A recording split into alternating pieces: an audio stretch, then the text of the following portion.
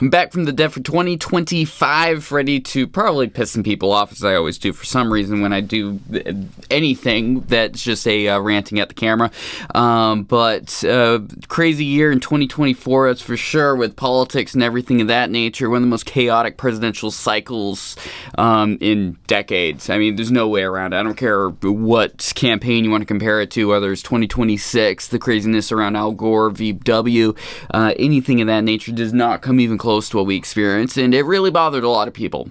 A lot of people got really upset. A lot of people got mad. A lot of people took politics personally more and more ever since 2015 when Trump entered the race, and I think that's a problem. I've said it's a problem forever. I've always said that I treat politics like a team sport, and some people don't know how to handle that, and it's unfortunate, but I'm going to continue to do that. I've really felt a need this past year with the nature of what was going on in politics to step up and do a little more direct advocacy for candidates and certain policies and things like that. Going into 2025, I'm going to take a slightly different approach. I'm still definitely going to do analysis and push for some things as I see fit, but I really want this year to go back a little bit more into the news-oriented version of the show. I just recorded yesterday with Professor Daniel Pai of UNH Franklin Pierce School of Law talking about the constitutional amendments that Biden tried to put into place, the 28th, the ERA, and then also on the other side of the aisle,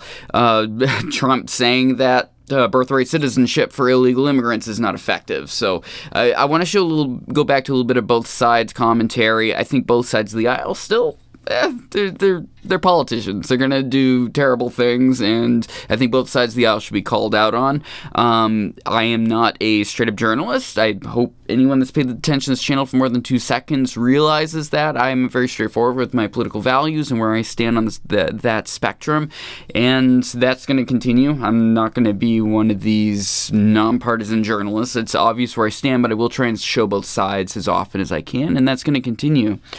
So in addition to doing newsworthy interviews with people, doing analysis and the experts, bringing them in, I will still speak to politicians. I've already sent out a message to Representative Murray, New Hampshire Representative Murray, regarding she's a Democrat that voted for a removal of sanctuary cities from being legal in New Hampshire, which is a super fascinating law. I still want to try and get her on the show.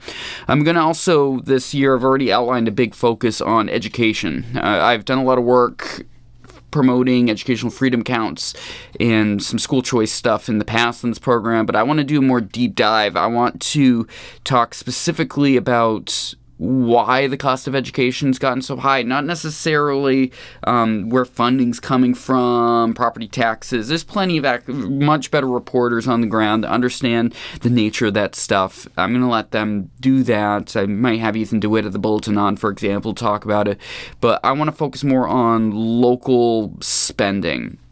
Why is it we're seeing these crazy numbers of it costing $15,000, $18,000, $30,000 for a K through 12 student to get educated? The numbers don't add up to me, and I want to look into it. Some of it definitely comes down to six-figure salaries from superintendents. Some of it definitely comes down to the nature of shifting populations in the state, and some of it comes down to the state funding and how it's being utilized per student that's going down. So obviously, if there's less students going into a school and others taking advantage of freedom accounts, going to other schools, or just there's no kids in some of these jurisdictions, what does that look like for the dollar being spent? And I think that's important. I've made a few connections. I really want to dive into that.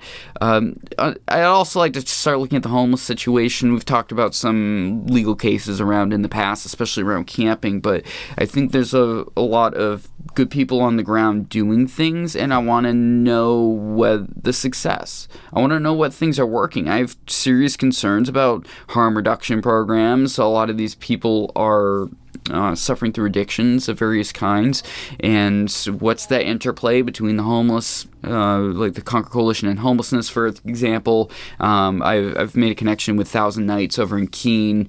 The director over there is doing great work, and I want to kind of dive into what's the path forward? Are these nonprofits successful?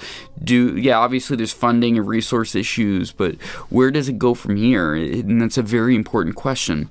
I'm still gonna talk politics. That's for sure. There's a whole lot going on in the state. It's going to be fascinating. It's a budget year, so there's going to be so much going on with it on both sides of the aisle, but mainly on the Republicans are what's really going to matter here.